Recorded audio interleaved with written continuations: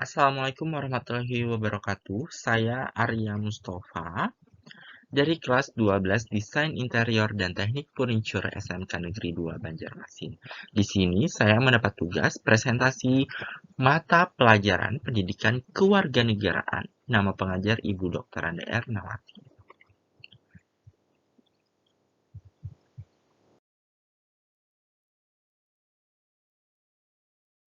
Di sini saya menyampaikan materi tentang praktek perlindungan dan penegakan hukum untuk menjamin keadilan dan kedamaian. Manusia adalah makhluk yang bebas dan memiliki kepentingan masing-masing. Kepentingannya tersebut berbatasan dengan kepentingan orang lain. Supaya kepentingan tiap orang tersebut tidak berbenturan, diperlukan adanya tatanan hukum. Apa itu hukum?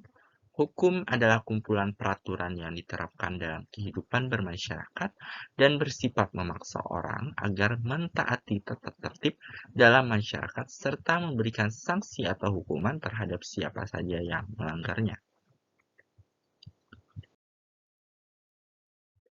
Unsur-unsur hukum. 1. Hukum mengatur tingkah laku masyarakat.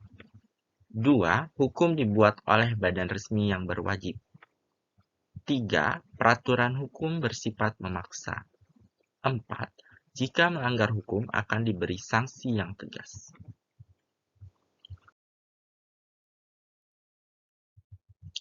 Dengan demikian, hukum itu mempunyai sifat mengatur dan memaksa. Barang siapa yang dengan sengaja melanggar sesuatu kaidah hukum akan dikenakan sanksi yang berupa hukuman.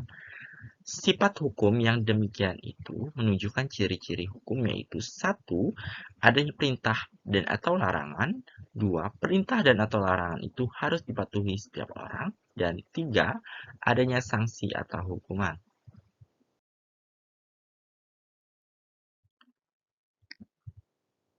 Dasar Indonesia sebagai negara hukum. 1. Pasal 1 ayat 3 Undang-Undang Dasar 1945, negara Indonesia adalah negara hukum. 2. Pasal 27 ayat 1 Undang-Undang Dasar 1945, segala warga negara bersama kedudukannya di dalam hukum dan pemerintahan itu dengan tidak ada kecualinya.